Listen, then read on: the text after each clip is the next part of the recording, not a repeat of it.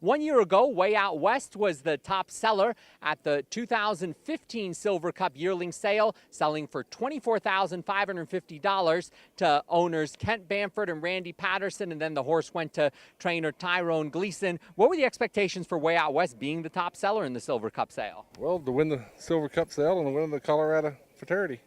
And it sure came through to fruition. The horse won the CTBA Futurity and then the Silver Cup Futurity. So what's your assessment of how he's done? There were the expectations, and he seems to have met them.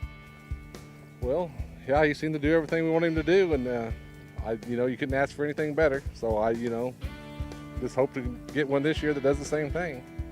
Well, there's one more big 2-year-old race coming up. It's the richest thoroughbred race, the Gold Rush Futurity. What are your hopes for that race, and how is Way Out West doing heading into the race?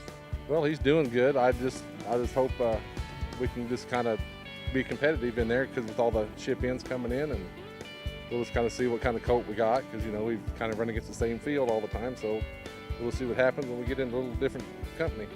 The 2 stakes that he won, the CTBA Futurity and the Silver Cup Futurity, Tracy Hebert seemed to take him a little bit off the pace. He made the move at sort of a similar position. Compare those 2 races. Did you see some progression from one race to the next? Yeah, I think he made the second move a little better, and he seemed to switch his leads and do a little better in the second time. So he's kind of figuring it out, and he had a little quicker turn of foot out of the gate, and he's doing good. You've had some great horses at Arapahoe Park over the years. Wally Van, you had Fast But Furious. How does Way Out West compare with them as we look to see who the future star in Colorado racing might be? Oh, he just seems to have a little more charisma. He's got a little quicker turn of foot, and he kind of does when he pushes the button, he goes, so we'll just see if he has enough to go when it comes time to face a little better company. Is there a home court advantage for horses that run here? I think there's a lot of home court advantage here. You see a lot of horses that ship in, that don't get there, and the better ones that do get there, so we'll see what happens. Does altitude affect the horses? I think it's got a lot to do with it. The hometown team is also expected to include 2 unbeaten fast fillies taking on the boys. Last Dragoness, who defeated Way Out West when they made their debuts on Father's Day. And it's the filly getting the better of the colt. It's Last Dragoness who's starting to inch away, and Last Dragoness and Vince Guerra draw off for the win over Way Out West. And then she won the CTBA Lassie. And Last Dragoness roaring on the scene has passed Starry Skies, Emma's Dilemma, Snicker Joe in 3rd and 4th, but it's Last Dragoness and Alfredo Triana Jr. putting their best foot forward to win the CTBA Lassie Stakes. Quite a long journey from when she was an orphan foal and was raised by a surrogate mare named Rose.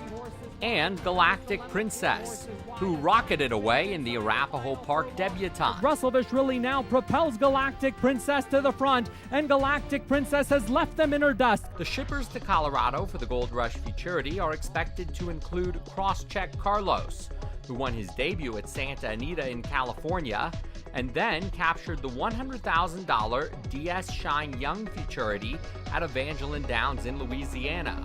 One of Crosscheck Carlos's owners is Colorado Avalanche defenseman Eric Johnson. So he's by custom for Carlos. I was by more than ready, and I wanted to have a little bit of a hockey flavor playing for the Avalanche, so we threw Crosscheck in there, and we left Carlos in there, and he's a really cool horse. I mean, he's already doubled what we paid for him, and just a super neat horse. We tried to sell him at the Barrett's paddock sale. It didn't hit his reserve, but we're happy to keep him and run him in the Gold Rush here, maybe the Los Al Futurity in September, and just a neat horse all around. And we were happy to keep him, and hopefully we can win the Gold Rush next weekend. Lifelong Dreamer cruised to a debut win at Gulfstream Park in Florida.